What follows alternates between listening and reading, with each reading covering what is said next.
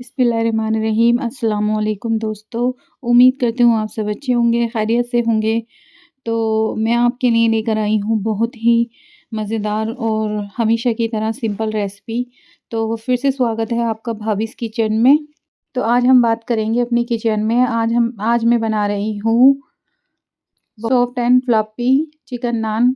तो बस ऐसी ही रेसिपी के लिए मेरे साथ जुड़े रहिए, मुझे सपोर्ट करती रहिए। और जो भी मेरे चैनल पर पहली बार आए हैं, मैं उनसे रिक्वेस्ट करती हूँ कि मेरे चैनल को लाइक, कमेंट और शेयर और सब्सक्राइब करना ना भूलें।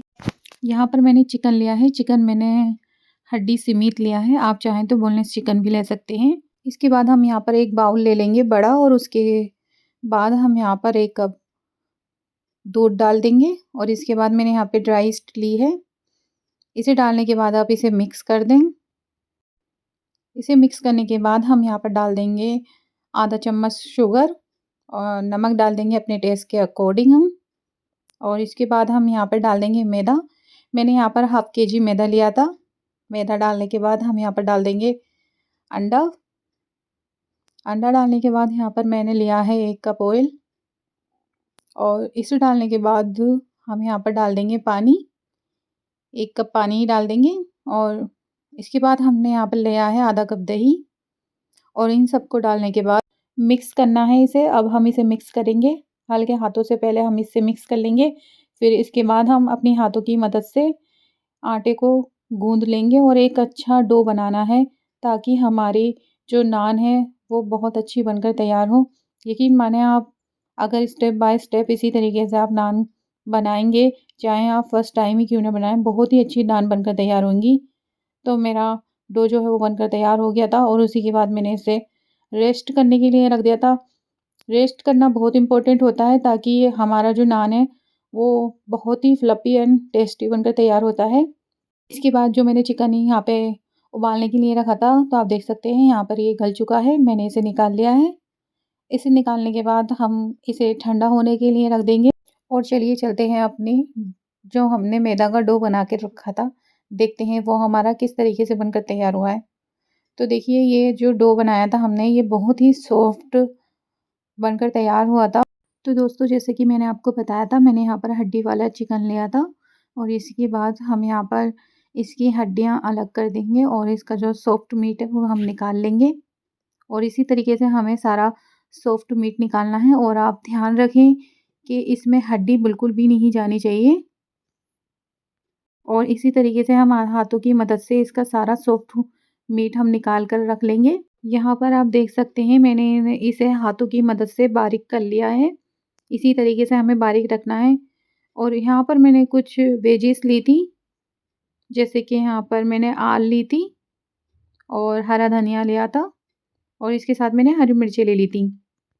अब हम ये सब चीज़ें अपनी चिकन में डाल देंगे। यहाँ पर मैंने हरी मिर्ची डाल दी हैं, आल प्याज जो थी वो डाल दी है। इसके साथ मैंने हरा धनिया डाल दिया है। यहाँ पर मैंने लिया है धनिया पाउडर 1 टीस्पून, और उसके बाद मैंने लिया था हाफ़ टी स्पून मैंने यहाँ पर हल्दी पाउडर लिया था। मैंने यहाँ पर 1 चम्मच लाल मिर्च पाउडर डाल दिया था। इसी के साथ मैंने 1 चम्मच गरम मसाला और 1 चम्मच चाट मसाला डाल दिया था। और इसी के साथ मैंने यहाँ पर डाला है चिली फ्लेक्स और ओरिगेनो। और हम नमक डाल देंगे अपने टेस्ट के अकॉर्डिंग। अभी इन सब चीज़ों को, सब मसालों को डालने के बाद हमें इन्हें अच्छे से मिक्स कर लेना है। ध्यान रखें आप, ये बिल्कुल अच्छी तरीके से मिक्स होना चाहिए। तो देख सकते हैं दोस्तों, मैंने यहाँ पर इसे अच्छे से मिक्स कर लिया है। इसी तरीके से आपको भी बहुत ही अच्छी तरीके से मिक्स करना है। ये रेसिपी मेरी उन सभी बहनों के लिए और उन सभी दोस्तों के लिए हैं जो कम सामान में और टेस्ट ज़्यादा चाहते हैं। तो बस इसी तरीके से मैं आपके लिए ऐसी ही अच्छी रेसिपीज़ लाती रहूँगी। तो जी, अब हम डो के सारे स्मॉल बॉल्स बना लेंगे, और इसी तरीके से इसमें चिकन की फिलिंग भर देंगे। इसी तरीके से सारी बॉल्स में हमें चिकन की फिलिंग भर देंगे, और इसे 5 मिनट के लिए अभी रेस्ट करने के लिए और रख देंगे। तो यहाँ पर रेस्ट करने के बाद अब हम इसे जैसे रोटी बनाते हैं, इसी तरीके से थोड़ा-सा आटा डालकर और बेलन की मदद से हम इसे हल्के हाथों से बेल लेंगे। इस पर ज़्यादा भारी हाथ ना रखें, आप ध्यान रखना।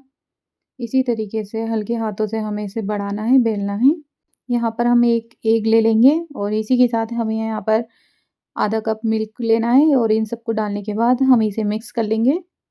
और मिक्स करने के बाद जो हमने नान बेली थी अपनी, उसे एक फ़ोर्क की मदद से इस तरीके से हम इसमें होल कर लेंगे। बहुत ही लाइटली करने हैं हमें और फिंगर की हेल्प से आप देख सकते हैं इस तरीके से करना है। और इसके बाद हमें यहाँ पर कलौंजी डाल देंगे और व्हाइट तिल डालने के बाद यहाँ पर जो हमने एग का और मिल्क का जो मिक्सचर बनाया था वो इस पर लगा देंगे। और इसके बाद हमें एयर फ्रायर हो या फिर आप तवे पे भी इसे कुक कर सकते हैं। मैंने एयर फ्रायर में कुक करा था और मैंने यहाँ पर 70 के और 80 के बीच में मैंने यहाँ पर इसे 80 डिग्री रखा था और मैंने 30 मिनट्स रखे थे, बट ये 30 मिनट्स से पहले ही कुक हो चुका था। तो देख सकते हैं मैंने पहले ऐसे ही ट्राई करा था, चेक करने के लिए निकाला था कि किस तरीके से बना है। तो ये बहुत ही अच्छी तरीके से बनकर तैयार हुआ था और मैं आपको बता दूँ ये मैंने फर्स्ट टाइम ट्राई करके देखा था और ये फर्स्ट टाइम में ही मेरा अच्छी तरीके से बनकर तैयार हुआ था। तो प्लीज़ अगर आप इसी तरीके से मेरी रेसिपी को पूरा देखेंगे और इसी तरीके से बनाएँगे तो यकीन मानें कि अल्लाह के रहम करम से ये आपका भी बहुत अच्छी तरीके से बनकर तैयार होगा अगर आप इस तरीके से बनाएँगे। तो बस इस खाते-पीते रहिए, बस ज़िंदगी में खुश रहिए। अल्लाह ताला बस इस नए साल में मैं आप सबके लिए दुआ करती हूँ कि अल्लाह ताला हम सबको खुश रखे, आप सबको खुश रखे, आपकी ज़िंदगियों में अल्लाह ताला खूब बरकत दे, खुशियाँ बहार दें। बस इसी तरीके से फिर मिलते हैं नेक्स्ट वीडियो के साथ, अगली वीडियो के साथ, कुछ अच्छी नई रेसिपी के साथ। तो बस जब तक के लिए अल्लाह हाफ़िज़, खुश रहें, आबाद रहें।